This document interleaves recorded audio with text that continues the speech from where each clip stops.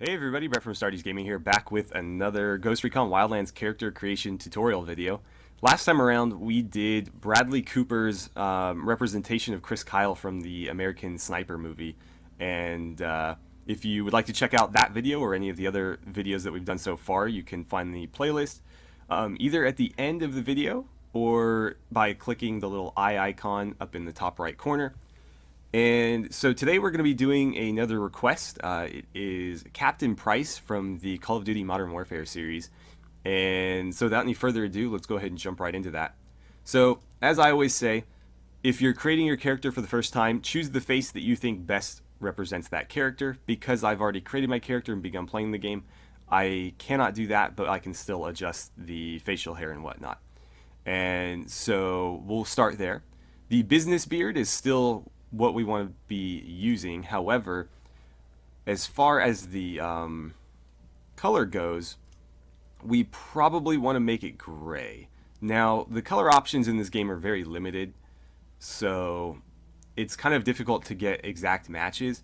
I think the blonde almost fits better for Captain Price because he's not full gray. It's just sort of a grayish. He's got like dark brown hair, and you can tell he is graying, but it's not fully gray. So I'm actually going to go blonde here, and we'll see how that looks.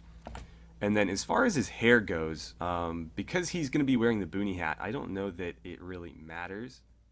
Yeah, after reviewing a couple of pictures, it's difficult to tell what his hair is like because he's never not wearing the boonie hat.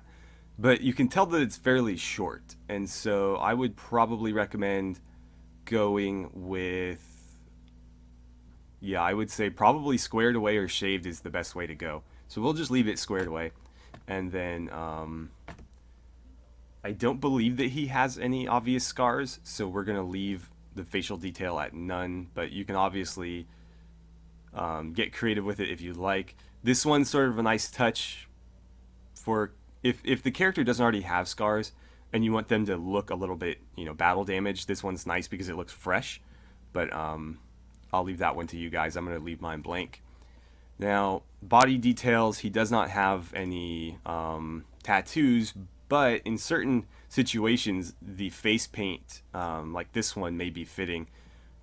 Based on the picture that I've used as my thumbnail, he doesn't have any, so I'm going to leave that blank as well. But if you think like this face paint looks good, then by all means, go ahead and use it.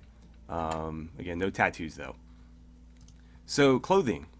We're actually going to stick with the fleece jacket here because this is pretty much identical to what he's wearing in the thumbnail. And the only difference here is that we're going to make it a gray color. Now, this gray is not the perfect color, but it will have to suffice. It's a little bit darker than this. The black is almost better, but the black is a little bit too dark. In fact, it's probably still closer, so let's go with black. And then as far as his vest goes, I would say that anything between the Molly harness and the IBA would be fine, so any of these three would probably work out okay. I will go with this one, and it should be a fairly light color like sandstone, so we'll go with that. His pants are actually going to be identical to these. So cargo B or cargo A, because in the thumbnail and a lot of screenshots, he's not wearing knee pads. However, in some instances he is, and I think it looks a bit weird to not have them. So I'm going to go with cargo B.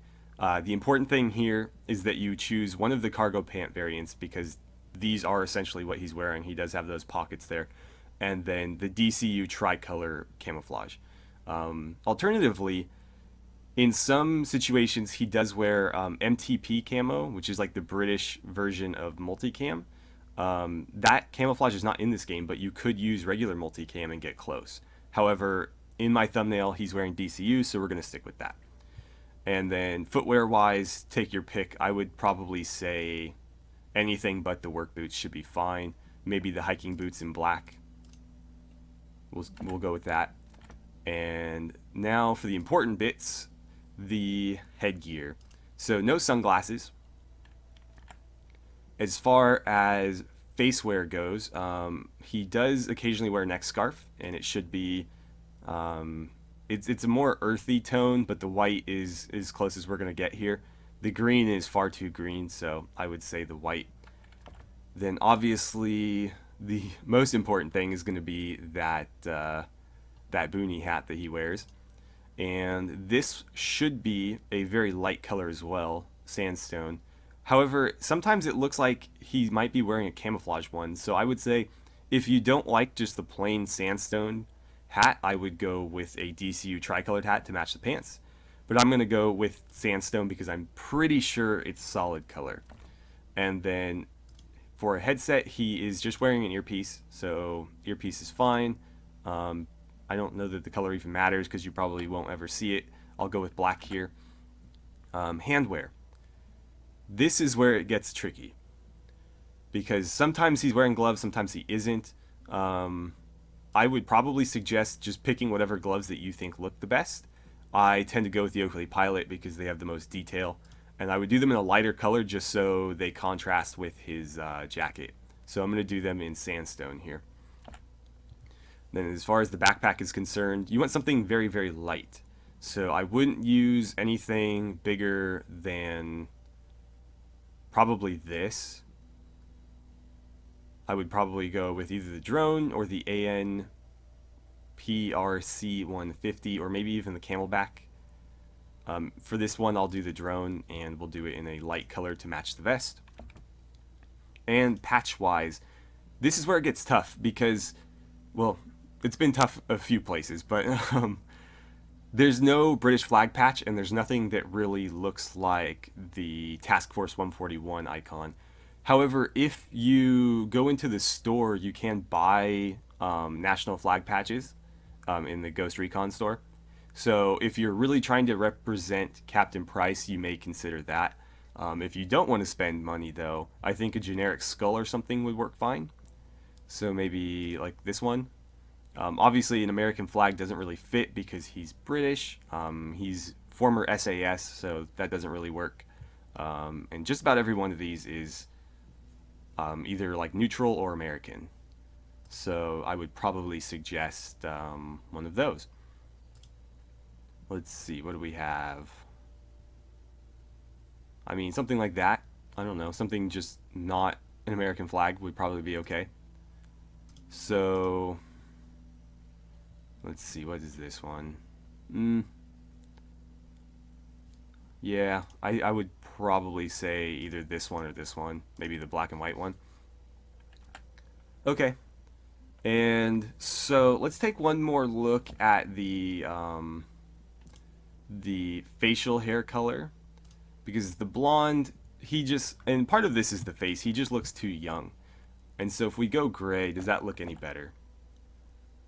It almost blends with the beard too much, but you know, we are very limited. Obviously, only like 5 facial hair colors to choose from, so we'll leave it at that. And that is our Captain Price. So hopefully you guys found that helpful and informative. If you have any other requests or suggestions, feel free to drop them in the comments below.